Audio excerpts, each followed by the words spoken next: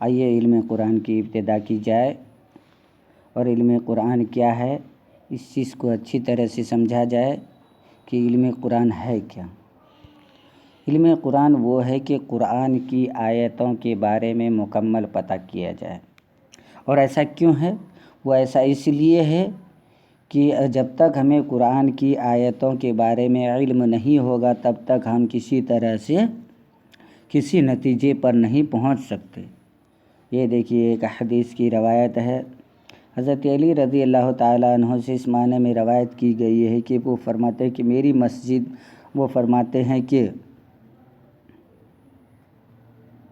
حضرت علی رضی اللہ تعالیٰ عنہ داخل ہوئے مسجد میں تو ایک آدمی لوگوں کو خوف یعنی لوگوں کو نصیحت کر رہا تھا، تو حضرت علی نے فرمایا کیا ہے وہ کیا ہے؟ تو لوگوں نے کہا کہ وہ ایک آدمی ہے جو لوگوں کو اللہ کا ذکر کر کے بتا رہا ہے، نصیحت دے رہا ہے۔ آپ نے فرمایا کہ کوئی ایسا آدمی نہیں ہے جو اللہ کا ذکر کرے جب تک کہ اس کو یہ نہ پتہ ہو کہ وہ یہ ناسخ ہے یا منسوخ۔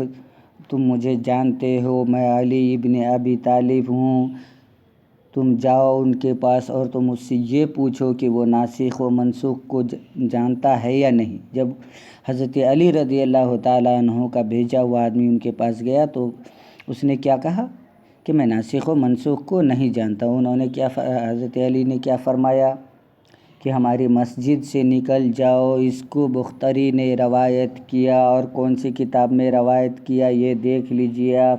علامہ جلال الدین سیوطی نے الاتقان میں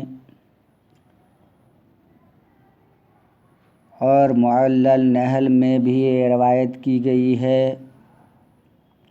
حضرت محترم یہ ضروری اور اسی طرح دوسری روایت بھی ہے، دیکھیے کہ حضرت علی رضی اللہ تعالیٰ عنہ کا گزر ہوا ایک قصہ بیان کرنے والے کے پاس سے، جو قصہ بیان کرتا تھا، تو حضرت علی نے فرمایا کہ کیا تم ناسخ و منسوخ کو جانتے ہو؟ اس نے کہا نہیں۔ تو حضرت علی نے کیا ارشاد فرمایا کہ تم خود ہلاک ہوتے ہو اور دوسرے کو ہلاک کرتے ہو، لہٰذا یہ کام ضروری نہیں ہے۔ تو جن کے پاس ناسخ و منسوخ کا علم نہ ہو ان کے لیے ضروری نہیں ہے کہ وہ قرآن مجید سے مسائل کا اخذ کرے، قرآن مجید سے مسائل نکال کر دوسروں کو بتائے۔ اس لیے وہ خود فرماتے ہیں صاحب کتاب علامہ ابن عربی، وَلِذَلِكَ كَانَتْ دَرَاسَةُ مَوْضِعِ النَّسْخِ وَضُرُوبُهُ وَشَرَائِطُهُ ضَرُورِيَّةٌ، اس لیے کہ علم نسخ جاننا ضروری ہے اور اس کی قسموں کو، اس کی شرطوں کو اس حیثیت سے کہ اس کو پہچانا جائے اور اس کے اسرار کو پہچانا جائے، اس حیثیت سے جہاں تک کہ اس میں ناسخ اور منسوخ اور محکم اور مشابہ کی تمیز ہو، جو قرآن مجید میں ہے یا سنت میں یعنی حدیث میں ہے۔ اور میں آپ کو تنبیہ اور جس پر تنبیہ کی گئی ہے فقہ میں، کتب فقہ میں، یہ اہم موضوع ہے جس کی طرف میں متوجہ ہوا ہوں۔ سلف صالحین کی عطا اور علماء سلف صالحین کی عطا سے اس کے پڑھانے اور اس کی بحث کو جو ثابت ہے کہ تفسیر اور احکام اور علم قرآن کی کتاب میں اور اصول میں اور بہت سی اس موضوع پر کتابیں لکھی گئی ہیں۔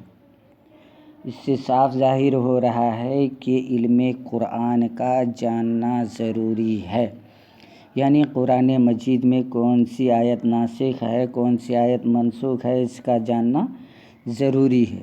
اور یہ ایسے ہی نہیں، صرف ایک ہی جگہ نہیں، صرف اہل سنت والجماعت کا یہ کہنا نہیں ہے کہ ناسخ و منسوخ کا جاننا ضروری ہے، بلکہ ہر آدمی کا کہنا یہ ہے کہ ناسخ و منسوخ کا جاننا ضروری ہے۔ یہ دیکھیے یہی وہ کتاب ہے جس کا نام ہے ناسخ منسوخ۔ لکھا کیا ہے انہوں نے، وہابیوں نے اس کو اپنی طرف سے پڑھانے کے لیے، اپنے آپ کو عالم ثابت کرنے کے لیے اس میں بڑھا دیا جامع ناسخ والمنسوخ، بلکہ عبارت سیم ہے، سب کچھ سیم ہے، اور ان کی کتاب سے ہی کچھ تھوڑا بہت گھٹایا بھی گیا ہے عبارتوں کو۔ یہ دیکھیے ناسخ و منسوخ کی تربیت کے بارے میں، اور کیوں سیکھا جائے علم ناسخ منسوخ۔ صرف مین وجہ یہ ہے کہ علم ناسخ اور منسوخ سیکھا کیوں جائے، تو اس کی وجہ دیکھ لیجیے۔ وجہ یہ ہے فقال المعرفۃ بالقرآن ناسخ ہو منسوخ ہو محکم ہو مشابہ ہو مقدم ہو مؤخر ہو حرام و حلال ہو امثال ہو، یعنی ضروری ہے قرآن میں پہچان ہونا ناسخ کا، منسوخ کا، آیت محکم کا، آیت مشابہ کا، اور کون سی آیت پہلے اتری اس کا، کون سی آیت بعد میں اتری اس کا جاننا ضروری ہے، تاکہ احکام شریعہ کا صحیح استنباط اور استخراج کیا جائے۔ جو ان چیزوں کو نہیں جانتے ہیں وہ کہیں کی آیت کہیں لگا دیتے ہیں، بتوں کی آیت مسلمانوں پر فٹ کر دیتے ہیں۔ اللہ تبارک و تعالیٰ آپ کو علم قرآن سیکھنے کی توفیق عطا فرمائے۔ انشاءاللہ اب صرف قواعد بیان ہوں گے، جو یہ علم قرآن کے قواعد ہیں، کون سے قاعدے سے آپ کیسے پہچانیں گے کہ کیا کون سی آیت ناسخ ہے، کون سی منسوخ ہے، ان تمام چیز کے قاعدے بیان کیے جائیں گے انشاءاللہ اگلے سنڈے سے۔